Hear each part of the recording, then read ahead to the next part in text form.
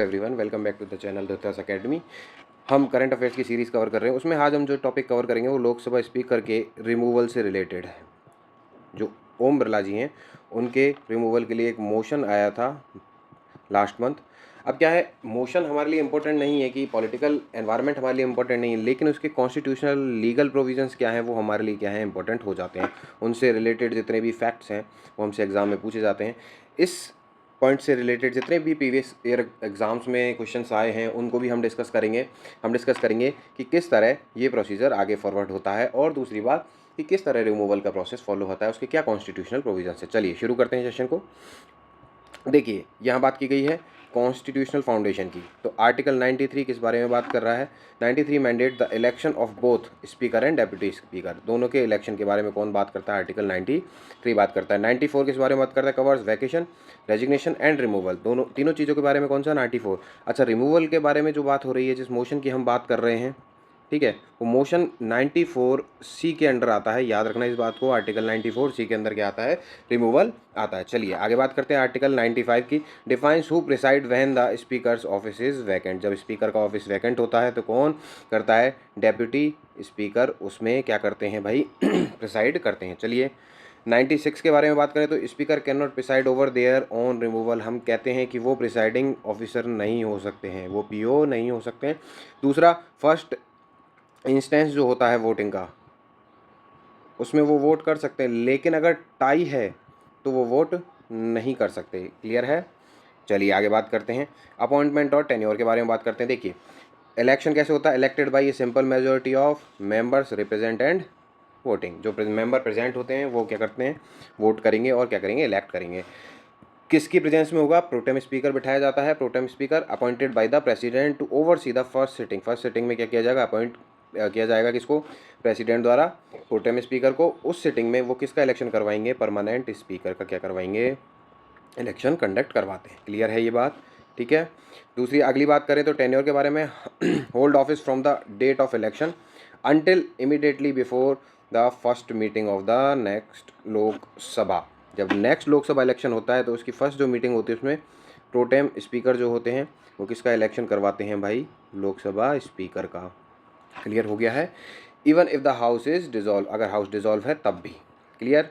Power and functions के बारे में बात करें तो speaker is the guardian of powers and privileges of the house. याद रखना, guardian of the powers and privileges of the house क्या है? स्पीकर है। फिर फाइनल इंटरप्रेटर होते हैं। जैसा कि हम बात करते हैं, अगर टाई होता है तो वोट किसका काउंट होता है? लोकसभा स्पीकर का काउंट होता है। जैसे कि हम जानते हैं 108 के अंदर जितना भी जॉइंट सिटिंग का प्रोविज़न है उसमें भी प्रिसाइडिंग ऑफिसर कौन होते हैं? लोकसभा स्पीकर होते हैं। चलिए आगे जानते हैं। देखिए, आगे की बात करें तो मनी बिल्स के बारे में जानने। आर्टिकल 1110 से मनी बिल का क्या है? रिलेशन है। Sole authority to certify a bill as money bill, अगर किसी बिल को मनी बिल डिक्लेयर करना है तो वो कौन करेंगे? लोकसभा स्पीकर ही करेंगे। चलिए जॉइंट सिटिंग के बारे में बात करते हैं। आर्टिकल 108 के बारे में, presiding over joint sitting of the both houses. ठीक है, राज्यसभा एंड लोकसभा की अगर जॉइंट सिटिंग होती है तो उसके प्रिसाइडिंग ऑफिसर कौन होते हैं? लोकसभा स्पीकर होते हैं। चलिए, casting vote exercise tie breaking vote. Article 100, article 100 किस बारे में बात करता है? अगर टाई है तो जो वोट होगा फाइनल, वो कौन डिसाइडिंग वोट कौन का होगा? लोकसभा स्पीकर का होगा। ठीक है, क्लियर है? फर्स्ट इंस्टेंस में वो वोट नहीं करते हैं, ये बात भी याद रखना। Does not vote in first instance. ठीक है। चलिए, एंटी डिफेक्शन के बारे में बात करें। Decide on disqualification under 10th schedule, अगर किसी को डिफेक्शन में लाना है, किसी को बताना है कि भाई हम इसको डिस्क्वालीफाई कर रहे हैं और उसका ग्राउंड क्या है? एंटी डिफेक्शन, तो वो कौन करेगा? वो कौन डिसाइड करके देगा हमें? Presiding officer. चलिए, रिमूवल प्रोसीजर की बात कर रहे हैं। Article 94 and 96, the process is design to be rigorous to protect the speaker's independence. Speaker के इंडिपेंडेंस को प्रोटेक्ट करने के लिए क्या किया गया है? इस प्रोसेस को डिज़ाइन किया गया है। स्टेप किस किस तरह फॉलो होता है? देखिए, जैसे कि हम जानते हैं 14 दिन पहले उनको क्या करना पड़ेगा? बताना पड़ेगा कि भाई हम आपके लिए क्या ला रहे हैं, आपके खिलाफ एक मोशन ला रहे हैं रिमूवल का। चलिए, दूसरा स्टेप क्या होगा? लीव ऑफ द हाउस होगी। Needs supports of at least 50 members. अगर आप उस मोशन को इंट्रोड्यूस करना चाह रहे हैं तो आपके पास कितने? 50 मेंबर्स का सपोर्ट होना चाहिए। क्लियर है? 50 मेंबर्स का आपको क्या चाहिए? सपोर्ट चाहिए। वो सर्टिफाई करके देखिए हम इस चीज़ के सपोर्ट में हैं। मेजॉरिटी कैसी होगी? Must be passed by an effective majority. Effective कौन सी होती है? जो उस दिन प्रेजेंट हैं। ठीक है, all of the then present of the house, उस दिन जितने भी लोगों की हाउस में प्रेजेंस है उसके अकॉर्डिंग मेजोरिटी क्या की जाएगी, काउंट की जाएगी। चलिए आगे बात करते हैं। Status during process can not preside over the house, Lok Sabha speaker जिनके खिलाफ रिमूवल का प्रोसेस लाया गया है वो क्या नहीं होंगे, प्रिसाइडिंग ऑफिसर नहीं होंगे। क्लियर है बात। कैन स्पीक एंड पार्टिसिपेट, वो सिटिंग में क्या कर सकते हैं, बैठ सकते हैं, पार्टिसिपेट कर सकते हैं। Can vote in the first instance, वो इसके फर्स्ट इंस्टेंस में वोट कर सकते हैं, but not in case of tie, अगर टाई होता है तो उनको वोट करने का अधिकार नहीं होगा। ठीक है, क्लियर है। चलिए आगे चलते हैं। इंडिपेंडेंस और इम्पार्शलिटी के बारे में भी हमने बात करी थी, उसको रिगोरियस बनाया गया है। Salary charge on the consolidated fund of India not subjected to the annual vote, इस पर क्या नहीं होगी, एनुअल वोटिंग नहीं होगी, याद रखना इस बात को। ठीक है। Conduct their work and conduct can not be work and conduct can not be discussed और criticise in house except on a substantive motion for removal, क्या रिमूवल के मोशन के अलावा आप उसको क्या नहीं कर सकते, क्रिटिसाइज और डिस्कस नहीं कर सकते। क्लियर है। चलिए हिस्टोरी के बारे में जान लेते हैं क्या क्या है। फर्स्ट स्पीकर कौन थे, जीवी मावलंकर थे, और इन्हीं के खिलाफ क्या आया गया था, फर्स्ट मोशन आया था भाई, याद रखना 1954 में। फर्स्ट वुमेन स्पीकर के बारे में बात करें तो मीरा कुमार थी, उनका टेन्योर याद रखना 2009 से लेकर 2014 तक। ठीक है। अटेम्प्टेड रिमूवल्स के बारे में बात करें तो मोशन 3 बार क्या हुआ है, अटेम्प्ट हुआ है। पहला जीवी मावलंकर के खिलाफ, दूसरा हुकुम सिंह, तीसरा बलराम जाखड़, याद रखना इस चीज़ को। ठीक है। और सबसे बड़ी बात यह है कि none of these were successfully passed, ये जो भी मोशन आया है आज तक स्पीकर को रिमूवल के लिए वो आज तक पास नहीं हुआ है। अगर आपसे एग्जाम में पूछ लिया जाता है कि भाई कौन कौन सा पास हुआ है, कितनी बार पास हुआ है, ये पहली बार है या नहीं है, तो इस चीज़ को याद रखना कि आज तक कोई भी पास नहीं हुआ है। चलिए की आर्टिकल्स टू द स्पीकर, हम 93 के बारे में बात करते हैं। Appointment of the speaker and deputy speaker किस बारे में बात करता है, आर्टिकल 93 इस बारे में बात करता है। चलिए एक इम्पॉर्टेंट बात याद रखना कि ये कॉन्स्टिट्यूशन से बाहर अगर हम बात करें इस चीज़ के बारे में तो according to the rule of procedure, ठीक है, ROP and conduct of business in Lok Sabha, Lok Sabha में जो बिजनेस कंडक्ट होते हैं उसके लिए जितना भी कन्वेंशन है उसके अकॉर्डिंग अगर हम बात करें, the president fixes the date, date कौन फिक्स करता है, प्रेसिडेंट करता है, किसके लिए, लोकसभा स्पीकर के अपॉइंटमेंट इलेक्शन की डेट को। ठीक है। कन्वर्सली द स्पीकर फिक्स, अब स्पीकर किस चीज़ को फिक्स करेंगे, डेप्यूटी स्पीकर के इलेक्शन की डेट कौन फिक्स करेगा, फिर स्पीकर। तो अगर मैं कहूँ स्पीकर के इलेक्शन की डेट फिक्स करनी है तो वो कौन करेगा भाई, प्रेसिडेंट करेंगे। ठीक है। और अगर डेप्यूटी स्पीकर की करनी है तो वो कौन करेंगे, स्पीकर डेट फिक्स करेंगे, याद रखना इस बात को। There is no mandatory constitutional or legal provision for this, किस चीज़ के लिए, याद रखना कि अगर हम कह रहे हैं डेप्यूटी स्पीकर अपॉइंट करना है, ठीक है, तो रूलिंग पार्टी का होना चाहिए या फिर मैं कह रहा हूँ ओपोजिशन से होना चाहिए। इस चीज़ की कोई मैंडेटरी है क्या, क्योंकि हमसे क्वेश्चन पूछ लिया जाए कि भाई अगर हम कह रहे हैं कि मान लेते हैं हम रूलिंग पार्टी से क्या स्पीकर को इलेक्ट कर रहे हैं, ठीक है, और हम डेप्यूटी स्पीकर इलेक्ट कर देते हैं किसका, ओपोजिशन का। क्लियर है। अगर हम ये करते हैं तो क्या इसको अपॉइंट करना बाइंडिंग है क्या ये बाइंडिंग है, इस बारे में हम बात कर रहे हैं। तो इसके बारे में जान लेते हैं। देखिए क्या है, there is no mandatory constitutional or legal provision for this, किस चीज़ के लिए, इस चीज़ के लिए। ठीक है। It is a parliamentary convention, मैं क्या कह रहा था अभी बात कर रहा था ना, ये business conduct of business in Lok Sabha. ठीक है। तो ये क्या है, पार्लियामेंट्री कन्वेंशन है, specially followed since 11th Lok Sabha, 11वीं जो लोकसभा थी तब तक ये फॉलो किया जाता था। That the speaker usually comes from the ruling party and the deputy speaker comes from the opposition, किससे, अपोजिशन से आते हैं। ठीक है। ऐसा कोई याद रखना मैंडेटरी नहीं है, इस बात को याद रखना। ठीक है। Article 94 vacation resignation and removal of the office. 95 के बारे में बात करें तो deputy speaker or other person perform the duties of the office. ठीक है। 96 किस बारे में बात करता है, speaker and deputy speaker not to preside while resolution for removal is under consideration. Deputy speaker के लिए भी क्या है, सेम प्रोसेस है रिमूवल का। ठीक है, याद रखना इस बात को, और दोनों ही प्रिसाइडिंग ऑफिसर नहीं हो सकते हैं उस टाइम पे। चलिए बात करते हैं 97 के बारे में। Salary and allowances of the speaker and deputy speaker charge on the consolidated fund of India, ये किस पर चार्ज है भाई, कंसोलिडेटेड फंड ऑफ इंडिया पे चार्ज हैं। क्लियर है ये चीज़। ओके, चलिए ये हमने आपको रिवीजन पॉइंट्स के फॉर्मेट में हमने क्या आपको एक डायग्राम या फिर इमेज ऐड की है इस चीज़ के लिए, ताकि आप इस चीज़ को जल्दी से पॉइंट फॉर्मेट में रिवाइज कर पाएँ। क्लियर है? ये हमारा एक टॉपिक कंप्लीट हुआ। अब इसी से रिलेटेड हम कुछ पार्लियामेंट्री कमिटीज़ के बारे में जान लेते हैं। देखिए होता क्या है, हमसे वो ये नहीं पूछ के ये पूछ लेता है कि कौन कौन सी पार्लियामेंट्री कमिटीज़ एडहॉक हैं, कौन कौन सी पार्लियामेंट्री कमिटीज़ क्या हैं, स्टैंडिंग कमिटीज़ हैं। जानते हैं इस बारे में। जब हम लोकसभा स्पीकर के बारे में इतना ही जान रहे हैं तो और आगे भी दो चीज़ जान लेते हैं। देखिए 2 मेन कैटेगरीज हैं भाई, एक है स्टैंडिंग कमेटी और एक कौन सी है, एडहॉक कमेटी। एडहॉक जो किसी स्पेसिफिक टॉपिक या फिर इशू के लिए बनाई गई हो, जैसे 2G स्पेक्ट्रम के लिए बनाई गई हो, ठीक है। Permanent committees constitute every year और पीरियडिकली, ये क्या होती है, परमानेंट होती है, जैसे कि फाइनेंशियल कमेटी, जैसे कि एक होती है पब्लिक अकाउंट कमेटी, ठीक है। चलिए ये क्या है, जैसे कि पब्लिक अकाउंट कमेटी, जिसे हम PAC भी बोलते हैं, ठीक है।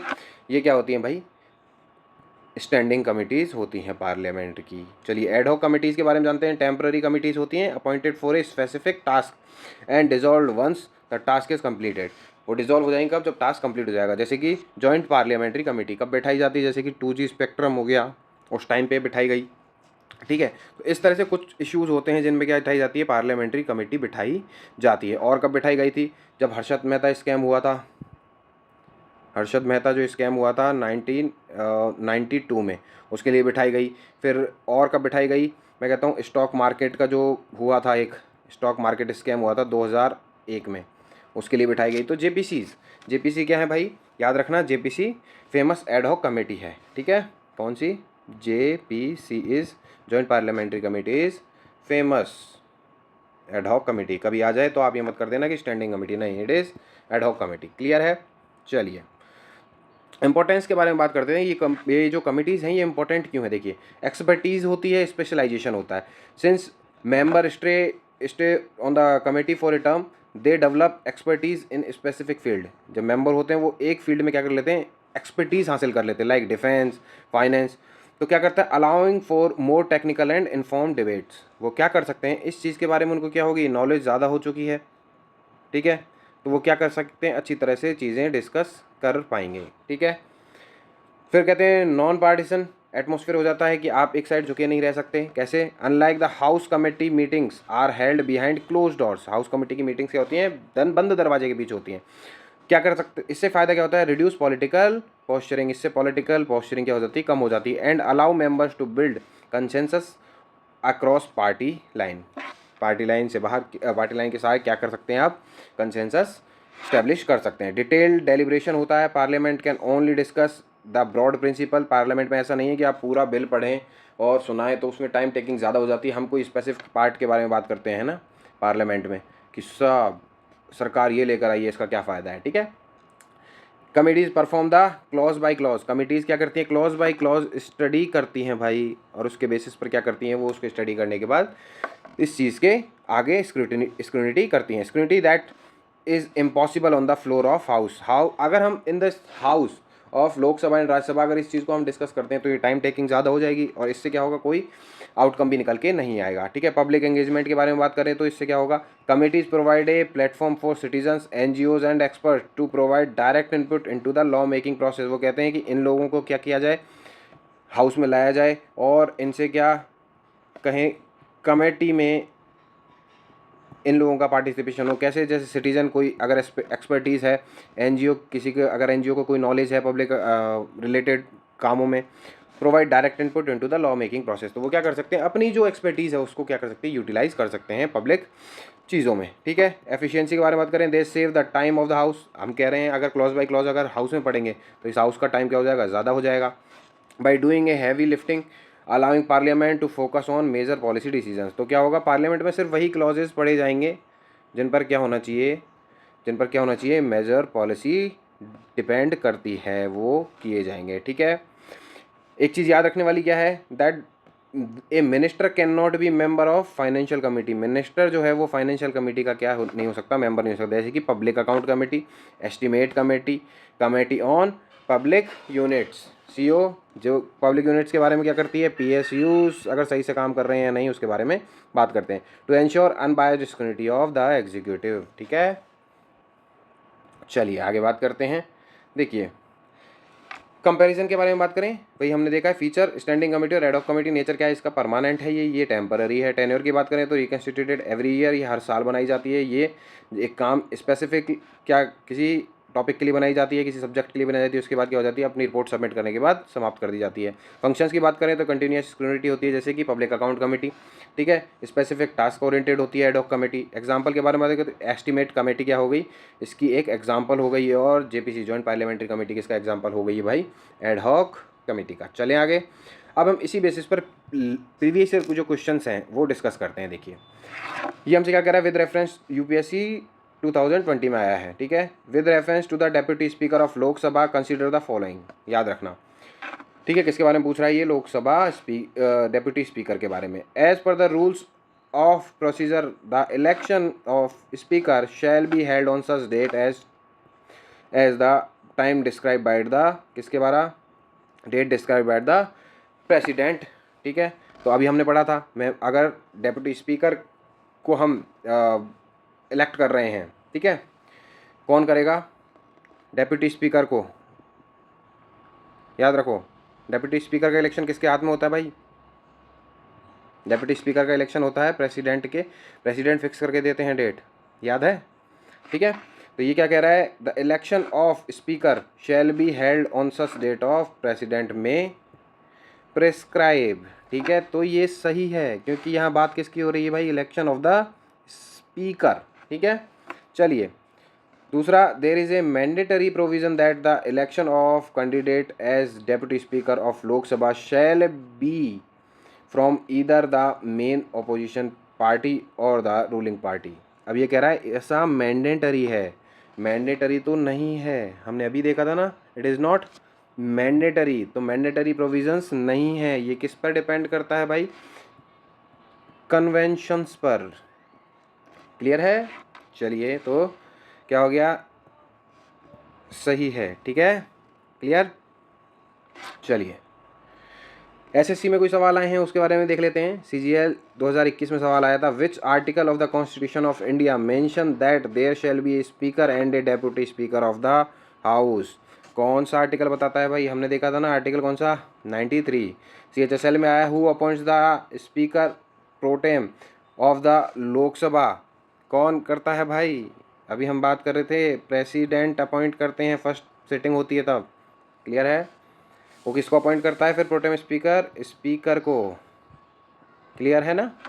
चलिए SSC CGL में सवाल आया है 2022 में, in the absence of the speaker and the deputy speaker who preside over the joint sitting of the house of the parliament, कौन कौन करेगा, डेप्यूटी चेयरमैन ऑफ राज्यसभा, कौन करेगा भाई, deputy chairman of the, deputy chairman of the Rajya Sabha, याद रखना, clear है। ये हमने क्या किया है भाई, सारी चीज़ों को हमने डिस्कस किया है, क्लियर है। हमने एग्ज़ाम्स ओरिएंटेड क्वेश्चंस भी देखे हैं। इसकी PDF आपको टेलीग्राम चैनल पे मिल जाएगी, ठीक है, जो धृतराष्ट्र अकेडमी के नाम से ही है, लिंक आपको डिस्क्रिप्शन में मिल जाएगा। Thank you so much.